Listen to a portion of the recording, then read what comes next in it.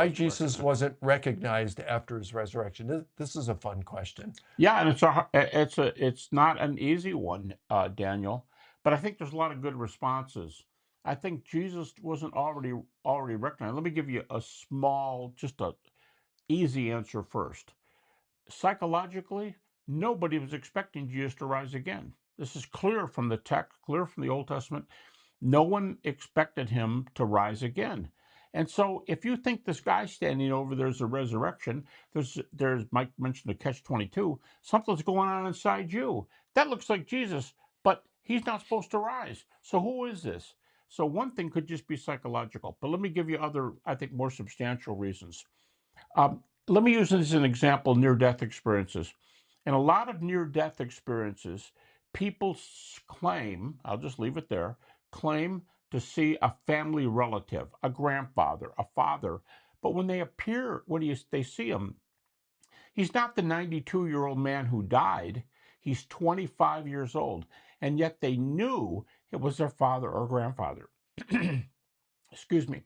What if Jesus appeared and appeared to me much younger than 30 years old?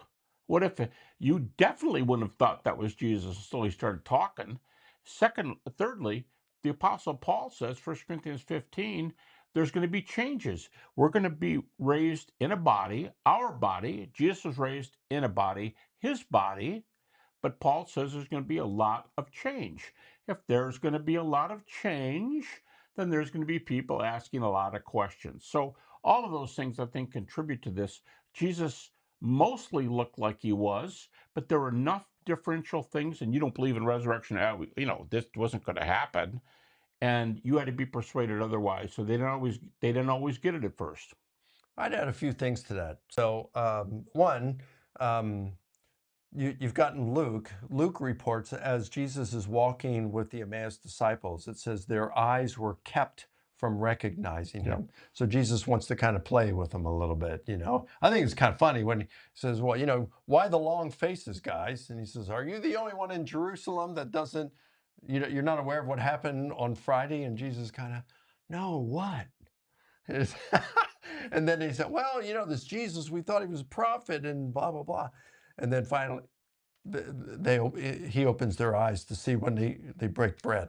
So anyway, so in one, you've got their eyes were kept from recognizing him. And second, then you've got Mary Magdalene doesn't recognize Jesus at the empty tomb, right? But I've been to Israel twice now, and I've been to the Church of the Holy Sepulchre, where most think Jesus' tomb was. And you've got these tombs in that church. It's not only Jesus' tomb, but there's other tombs. And just like the various tombs of that first century, people were a lot shorter then than we are here in the U.S., I guess, due to the extra protein we have. But you go inside the tomb and you go down, and the entrance to the tomb is small. And so I went inside this tomb, inside the Church of the Holy Sepulchre, and turned around and I looked at the people, my colleagues on the other side, and you could only see up to their waist. So Mary is stooped inside that tomb. And then Jesus is saying to her, she's communicating with the angels. And then Jesus says to her from outside the tomb, woman, why do you weep? Right? And she thinks he's the gardener. But remember, she's turning around. She probably can only see him up to his waist. So, That's thoughtful.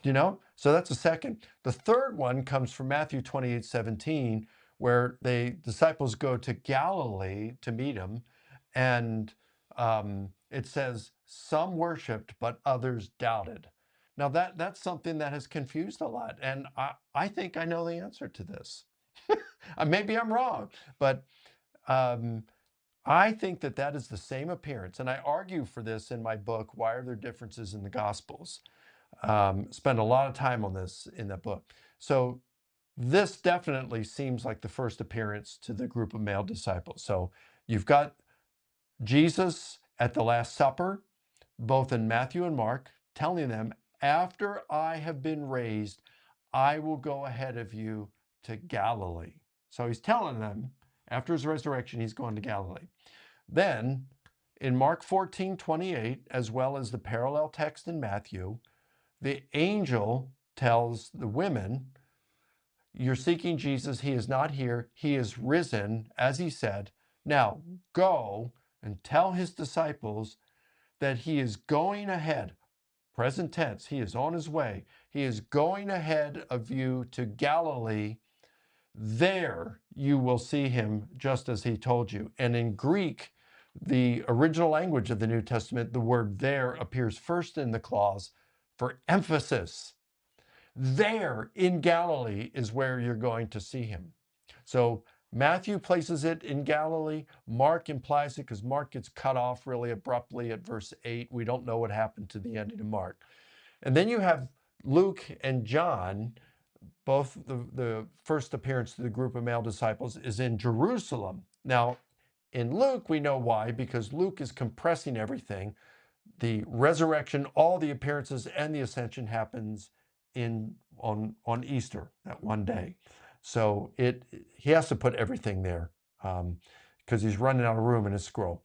But what's interesting, when the disciples are meeting, they're meeting for the first time because the Emmaus disciples have just come back. It is Easter evening, and Jesus appears to them.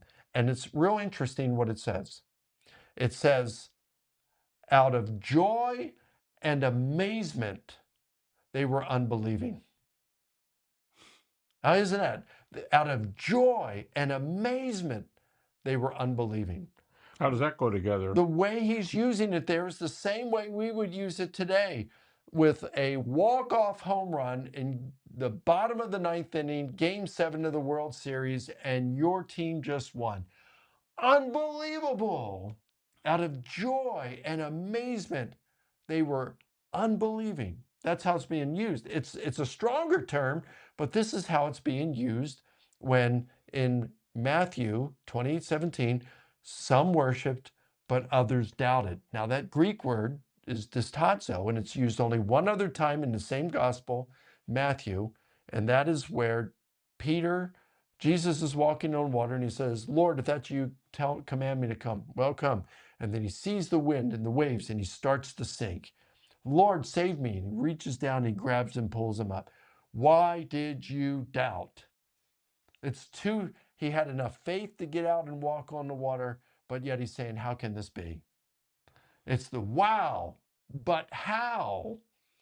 It's thinking two things. It's not like standing there with your arms crossed, your lips pressed, and you're nodding your head, shaking your head.